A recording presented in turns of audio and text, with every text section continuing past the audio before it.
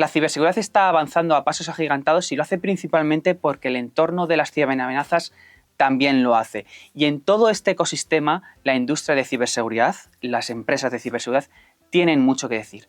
Tenemos con nosotros en esta videoentrevista a Javier Modúvar, que es CEO de Ingecom, con el que vamos a hablar sobre la visión general de la ciberseguridad tanto en España como en Europa. También hablaremos sobre tecnologías emergentes, inteligencia artificial, ciberseguridad industrial, normativa, etcétera, etcétera. Javier, bienvenido. Muchas gracias por estar aquí hoy con nosotros. Gracias a vosotros. Bueno, lo primero que me gustaría preguntarte es sobre tu visión acerca del panorama actual de la ciberseguridad. Hace 2 años, Exclusive anunció la adquisición de Ingecom y ahora formáis parte de una gran empresa que está presente en multitud de países. Y gracias a esta visión me gustaría conocer tu opinión sobre el estado actual de la ciberseguridad, sobre todo teniendo en cuenta un poquito el panorama actual, digamos, convulso que tenemos. Geopolítico. Bien, efectivamente, hace 2 años y medio el grupo Exclusive adquirió Ingecom. Lo que es el Exclusive Network es, digamos, a nivel mundial el primer distribuidor de tecnología de ciberseguridad. Está presente tanto en EMEA como en APAC como en Norteamérica y África y Middle East. Y digamos que una de las cosas por las que se nos adquirió es debido a nuestro conocimiento en la parte de ciberseguridad en la parte del Mediterráneo, ¿no? Entonces, a tu pregunta de cómo está el estado de la ciberseguridad este año, porque, como sabes, la ciberseguridad va creciendo, es uno de los sectores de mayor crecimiento y más disruptivo dentro del entorno de las tecnologías, y más en un entorno geopolítico convulso, como has comentado, en los cuales los grupos delictivos, los estados en sí, utilizan a los grupos delictivos para crear caos en los países. La ciberseguridad es uno de los elementos fundamentales, porque hoy en día la parte de lo que es, todos pensamos en una guerra tradicional de tierra, mar y aire, y básicamente la guerra se está produciendo más en la parte puramente virtual, en la parte de Internet, donde los grupos geopolíticos atacan, o sea, los grupos delictivos atacan a los estados fomentados o sponsorizados por estados, ¿no? Por otros estados. Y ya no se ataca lo que es en sí al Estado, sino que se ataca a las empresas privadas o esenciales o críticas que desestabilizan un país, ¿no? Entonces, cada vez más vemos que las empresas requieren más tecnología de protección. Primero detección, protección y luego remediación a nivel de ciberseguridad. Eso quiere decir que la ciberseguridad está creciendo, va a crecer y en los próximos años será uno de los elementos fundamentales de seguridad en sí dentro de las corporaciones. De hecho, te iba a preguntar ahora un poquito por el futuro. ¿Cómo ves ese futuro? ¿Irá más o menos en esa misma línea, futuro a corto plazo? ¿Cómo lo ves? Prometedor lo veo, en el sentido de que todos los vendors, todos los fabricantes o todas las empresas que trabajan alrededor de la ciberseguridad, tanto a nivel civil como militar, requieren cada vez más, está creciendo, requieren cada vez más conocimiento, más talento, y encima se suma a esto algo que hace 10 años no estaba presente, que es unir la inteligencia artificial para mejorar la ciberseguridad. Hoy en día cualquier fabricante que diga que no tiene incluido algo de inteligencia artificial dentro de sus motores de detección, no, digamos que no es un actor relevante en el mercado, ¿no? Todo el mundo. Y esto cada vez va a ir a más. También es verdad que la inteligencia artificial no solo se está utilizando para proteger, sino también para atacar, con lo cual se está acelerando ambas cosas, una la detección y otra el ataque. Has mencionado un poquito al principio que os dedicáis en vuestra empresa, dónde estáis ubicados, pero me gustaría que profundizaras un poquito más. Tengo aquí apuntado que tenéis acuerdos de colaboración con más de una treintena de fabricantes de ciberseguridad. Para aquellos que nos conozcan, cuéntame un poquito cuáles son vuestros principales servicios, productos, qué es lo que hacéis. Lo primero que hay que saber es que nosotros no somos un integrador, de una empresa, sino, no me gusta la palabra mayorista, pero bueno, si lo focalizamos seríamos aquella empresa que representa a fabricantes en una región y que canaliza las ventas, es decir, no solo en ventas, sino también en desarrollo de negocio. Como has dicho, nosotros representamos a más de 30 fabricantes de ciberseguridad, 100% ciberseguridad en diferentes. La ciberseguridad tiene sectores muy determinados en todo el Mediterráneo, España, Portugal, Italia, Grecia, Malta y Chipre, que es nuestra región. Básicamente la función nuestra es muchos de esos fabricantes, fomentarlos, que las empresas lo conozcan, ver, digamos, qué cubre, qué gaps cubren dentro de las empresas para cubrir su ecosistema ya actual de vendors de ciberseguridad, y luego el 100% de nuestras ventas se canaliza a través de los integradores, que son al fin y al cabo quien vende los proyectos a las empresas, ¿no? Incluyendo esos resellers, sus servicios profesionales de integración. Es decir, no somos digamos que si un cliente final quiere comprar una tecnología, nunca nos la va a comprar nosotros, se lo va a comprar a nuestros clientes, a nuestro ecosistema de resellers, que a su vez ellos nos lo compran a nosotros. Nuestra función es fomentar, hacer un scoring de vendors, ver nuevas tecnologías, fomentar esas tecnologías y concienciar y evangelizar esas tecnologías en mercados y apoyar a nuestros resellers para que crezcan también. Vamos a cambiar un poquito de tercio y me gustaría preguntarte sobre cosas un poquito más concretas, y lo primero que me gustaría tratar es la inteligencia artificial. Ya has hablado un poquito de ella, estamos viendo cómo está afectando a múltiples de entornos, y me gustaría hablar específicamente de la ciberseguridad. No sé cómo está afectando en general al sector de la ciberseguridad. Pues no sé, vamos a profundizar. Sí, te defino. La inteligencia artificial no es que no sea ahora lo que se está utilizando, se ha utilizado ya desde hace tiempo la inteligencia artificial dentro de la tecnología de ciberseguridad. Es decir, hay fabricantes que desde hace tiempo hablaban de machine learning, de aprendizajes automatizados, pero esto se ha acelerado con la parte de IA, ¿no? La parte de IA en sí lo que permite es hacer o detectar posibles ataques de manera más rápida. Hay algún fabricante nuestro que dice que el límite de detección de un ataque cuando te produce son 59 segundos. Por debajo de los 55 segundos, por debajo de los 55 segundos es casi imposible detectar un ataque. Es decir, si alguien es capaz de detectarte, de realizar un ataque en 20 segundos, no lo vas a poder detectar y se te cuela en casa. El límite está en los 55 segundos. Eso es imposible con tecnología de hace 5 años, porque no implementaban inteligencia artificial. La inteligencia artificial lo que nos está permitiendo es detectar y mitigar los ataques más rápidamente. ¿Vale? Eso por el lado bueno, pero vamos al lado malo. El lado malo, igual que te he dicho los 55 segundos de detección, también en el lado malo están que realizan ataques mucho más sofisticados, mucho más complejos de detectar, y eso también es motivado a la inteligencia artificial, con lo cual se está jugando una batalla entre vendors y malos, entre empresas de ciberseguridad y malos, apoyada en la inteligencia artificial. Ambos están utilizando esa herramienta, digamos, esa tecnología para mejorar los procesos de ataques complejos y los otros para detectar esos procesos de ataque complejos.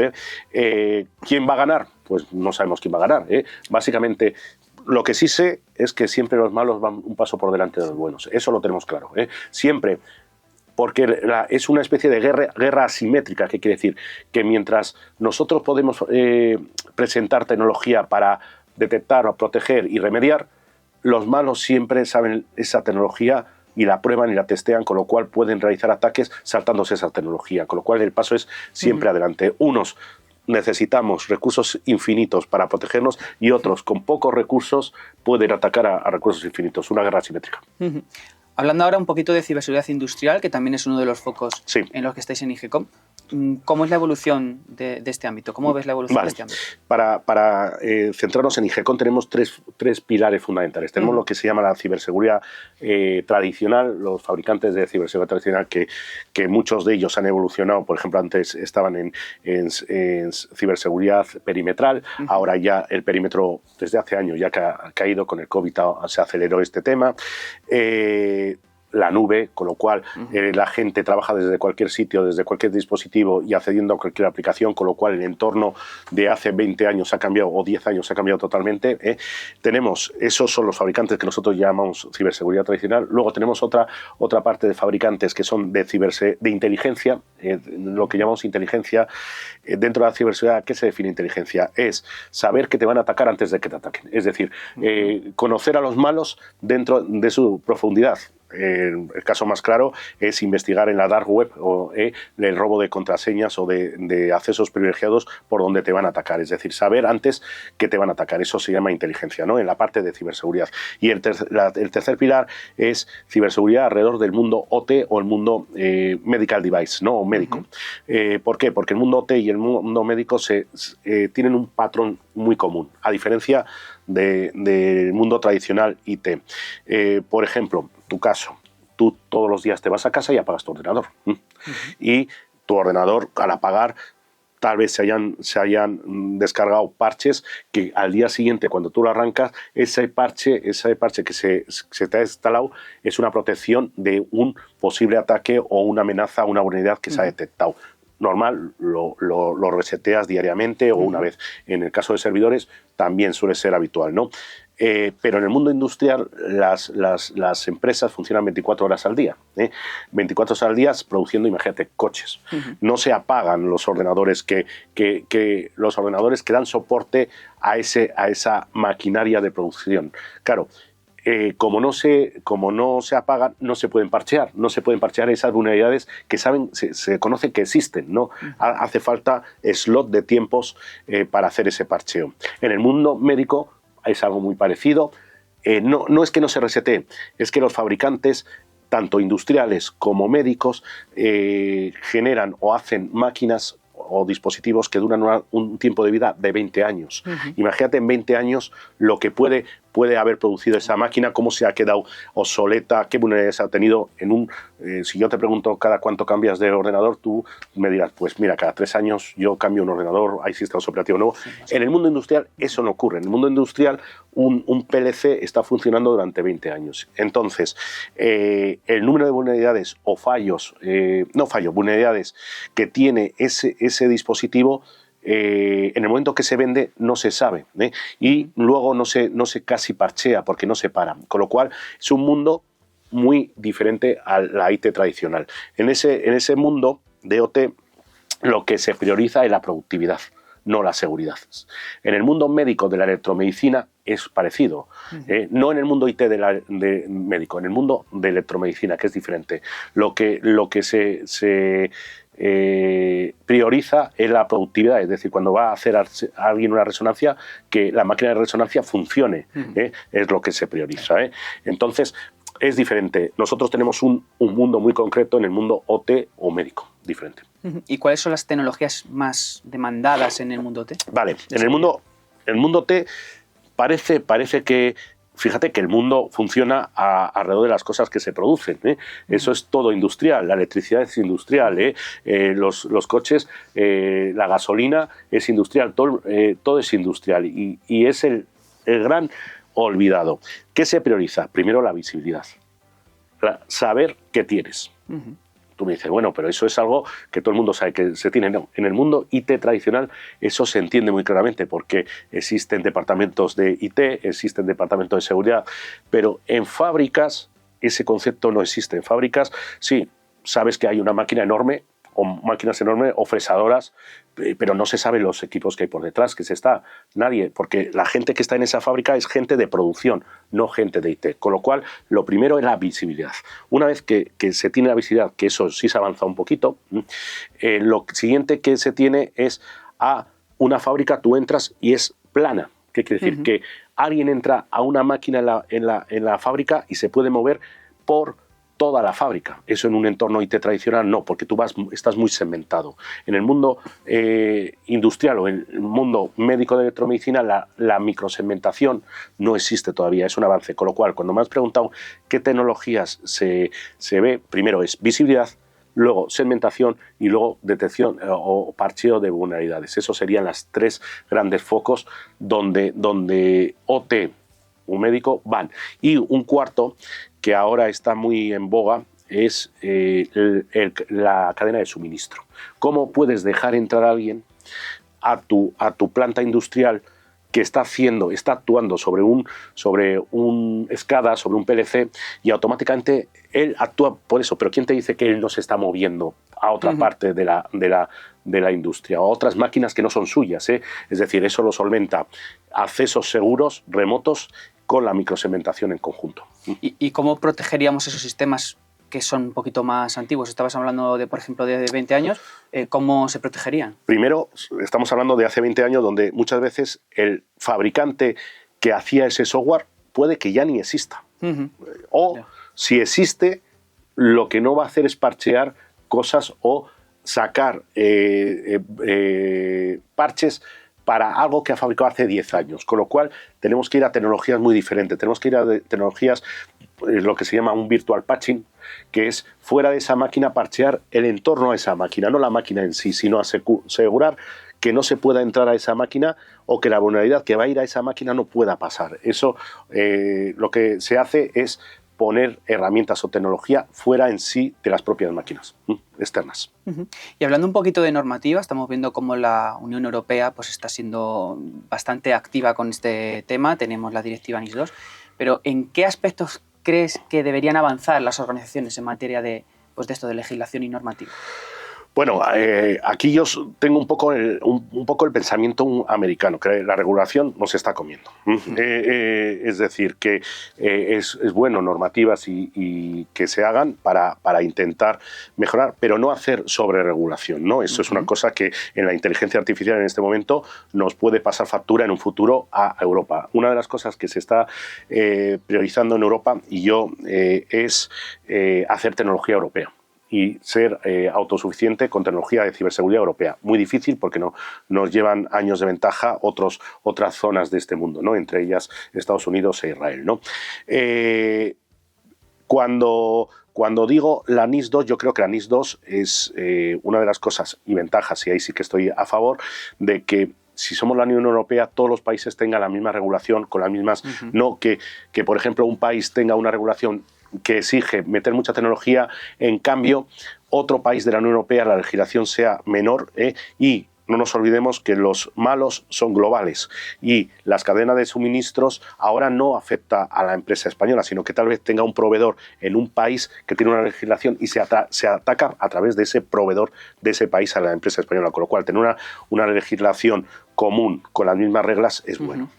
¿Qué va a suponer? Primero, va a suponer la transposición de la NIS2 en todos los países con más o menos con las mismas reglas, va a suponer que la mayoría de las empresas den un salto cualitativo a nivel de ciberseguridad. También los propios fabricantes de componentes van a tener que ponerse un poco las pilas de crear la ciberseguridad o crear la seguridad desde dentro del dispositivo. No que compremos algo y mañana tenemos que poner medidas de seguridad para asegurar ese dispositivo. Yo creo que y sobre todo que se conciencie no solo a la empresa, sino a los proveedores de la empresa, que todos tenemos que tener una regulación más o menos igual en todos los países. También es importante saber que no podemos ahogar a las empresas, porque no es lo mismo una regulación para una empresa multinacional que una regulación para una empresa pequeñita que su subsistencia depende de que cada día pueda abrir la persiana, y si la ahogamos con ciberseguridad, con multas, porque ¿cómo vamos a exigir a una empresa de 10 trabajadores el nivel de concienciación que a una empresa de 3.000? Deberíamos, pero los medios no son los mismos, con lo cual ambas empresas no tienen el mismo medio, no podemos exigir lo mismo. Claro, al final las pymes están muchas veces ahogadas en términos económicos y como para meterle más y más gastos, aunque sea información, lo que sea, pero al final ellos luchan por sobrevivir prácticamente cada día. Y como sabéis, una de las frases más utilizadas en la parte de ciberseguridad es que el eslabón más débil es el humano, ¿no?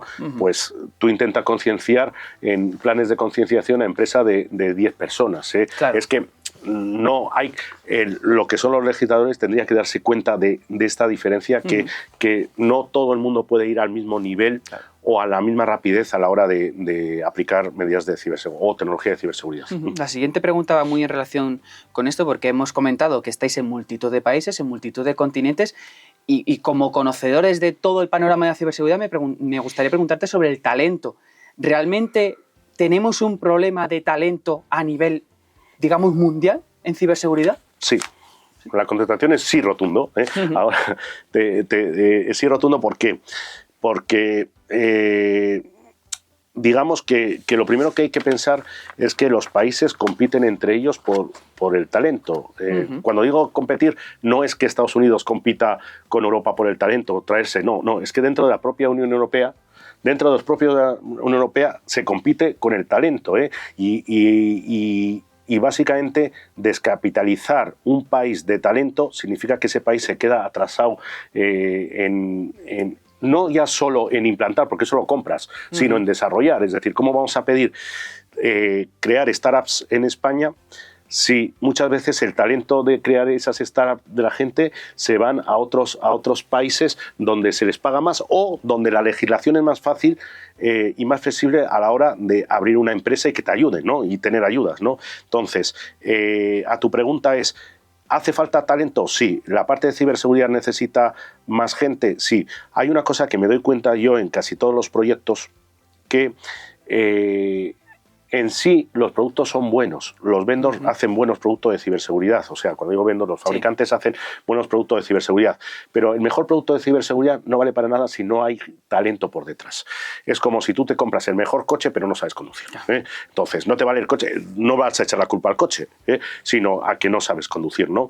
Entonces, en la ciberseguridad pasa lo mismo. Nos hace falta hay un déficit de recursos en este momento bien capacitados, y encima esos recursos se compiten las empresas entre ellas para llevarse a ese talento, pero ya no solo las empresas, los países compiten, y ya no solo los países dentro de la Unión Europea, sino entre fuera de la Unión Europea, te digo, Middle East, Asia, Estados Unidos, compiten por llevarse ese talento.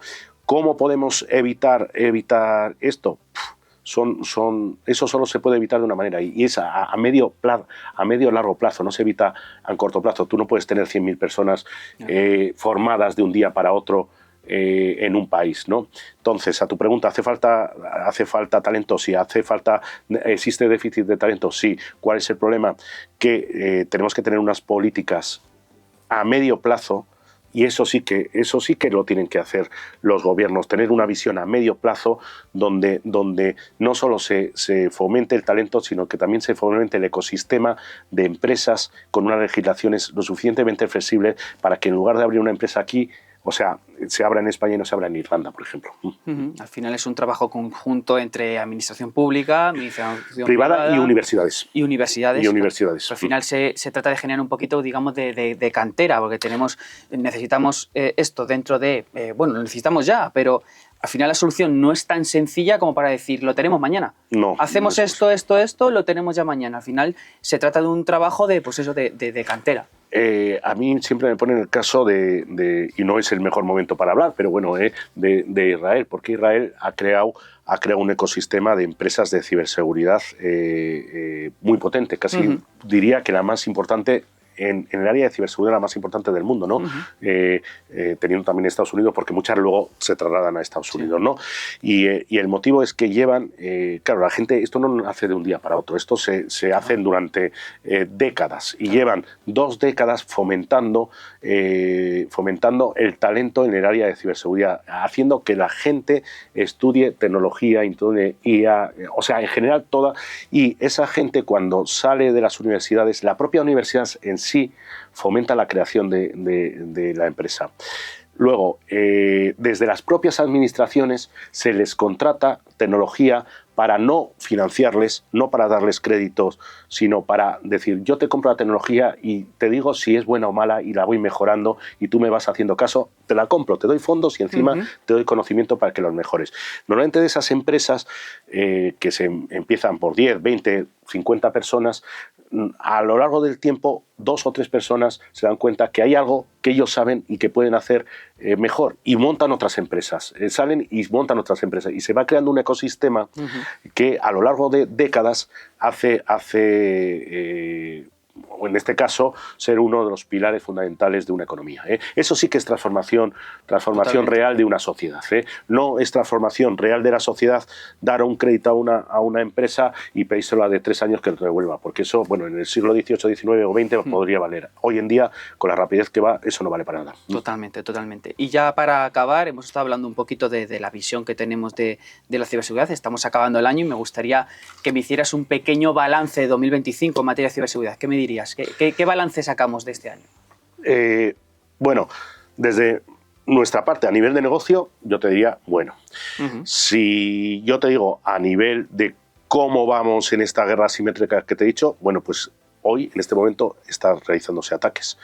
Todavía estamos recibiendo ataques, todavía hay empresas que están siendo chantajeadas por ransomware, todavía hay sistemas que se caen críticos, esenciales, que fallan, ¿no? Todas las semanas tenemos una multitud de noticias de que empresas paran su producción porque han recibido un ataque. En este caso, te diría, ¿estamos en una situación mejor que hace 3 años? Posiblemente estemos, porque estamos mejor preparados, pero también están mejor preparados los que atacan. Con lo cual, el balance, pues hombre, mientras nos podamos tomar las uvas en Navidad y tengamos uvas para tomar, te diría que es bueno. A nivel de seguridad es bueno. Pero todavía no podemos caer en decir, todo el trabajo está hecho, ya no es esto, porque no es así. El 2025 ha sido bueno, no ha sido tan bueno para aquellas empresas que han sido atacadas y que han pasado los responsables noches enteras sin dormir, pero se puede decir que si lo miramos con otros sectores, ciberseguridad sigue siendo un sector boyante. Muy bien, pues muchas gracias, Javier, por estar aquí con nosotros. Ha sido un placer, ha sido un lujo hablar contigo y nada, ya sabes que con Red Seguridad podéis hacer cualquier cosa con nosotros porque ahí estaremos, estamos en audiovisuales, esta entrevista será emitida en nuestro canal audiovisual, en YouTube, también en formato podcast, así que muchas gracias por vuestra colaboración porque la verdad es que siempre trabajamos conjuntamente y es un lujo y un placer. Vale, nada, gracias a vosotros.